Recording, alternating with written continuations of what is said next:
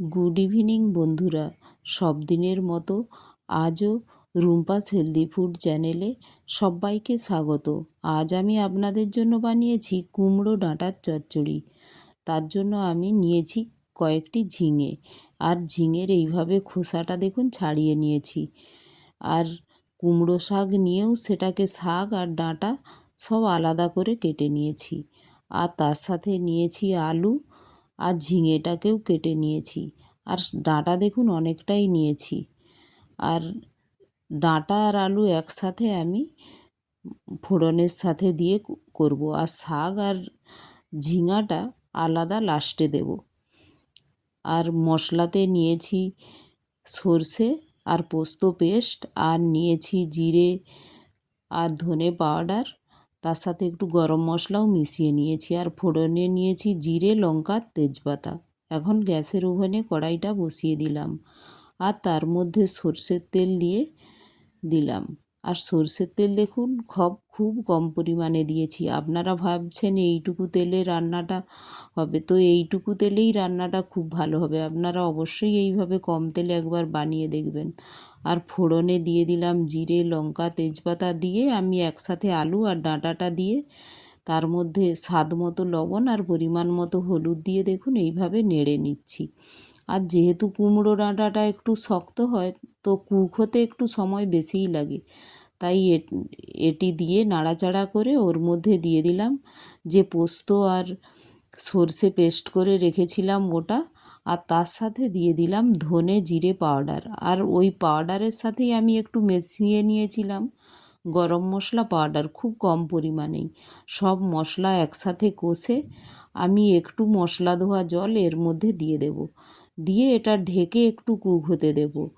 কারণ আলুর সাথে এই ডাঁটাগুলোও যাতে কুক হয়ে যায়, তার জন্য এটা একসাথে আমি এখন এটা নাড়াচাড়া করে আমি ঢেকে 5 মিনিট মতো কুক হতে দেব। এটা যখন প্রায় 50% কুক হয়ে যাবে, তখন এর মধ্যে আমি দেব যে শাকটা আলাদা করে রেখেছিলাম, শাকটা আর ওই ঝিঙেটা। দেখুন আমার 5 মিনিট হয়ে গিয়েছে। তো এখন দেখুন এর মধ্যে দিয়ে দিলাম ঝিঙেটা দিয়ে আমি নাড়াচাড়া করে নিলাম। আর এখন এর মধ্যে দিয়ে দেব শাকটা। ওর মধ্যে শাকটা দিয়েও আমি একটু নাড়াচাড়া করে নেব, কারণ এই দুটো কুক হতে বেশি সময় লাগে না।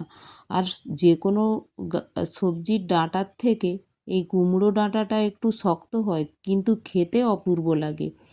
আর আমার বাবা তো এই কুমড়ো ডাঁটার সবজিটা খুব পছন্দ করতো, তো মা এইভাবেই বানাতো। তো আমারও খুব ভালো লাগতো ছোটোবেলাতে।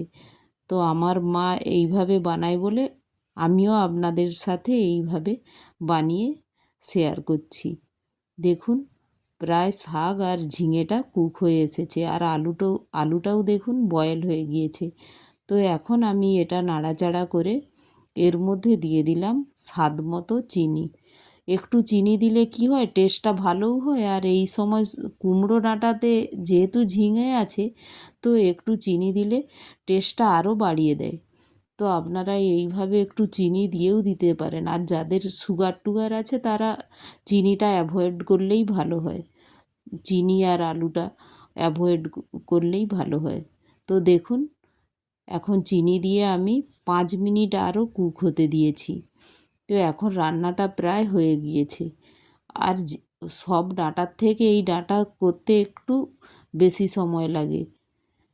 তো দেখুন এইভাবে নাড়াচাড়া করে এখন আমি এর গ্যাসটা বন্ধ করে দেব। বন্ধ করে আমি 2 মিনিট ঢেকে দেব। দেখুন আমার রান্নাটা হয়ে গিয়েছে। এখন গ্যাসটা আমি বন্ধ করে দিলাম। দেখুন 2 মিনিট পরে কতটা থিকে হয়ে গিয়েছে আমার সবজিটা। তো যদি ভালো লাগে একটি লাইক, শেয়ার ও সাবস্ক্রাইবও করে দেবেন।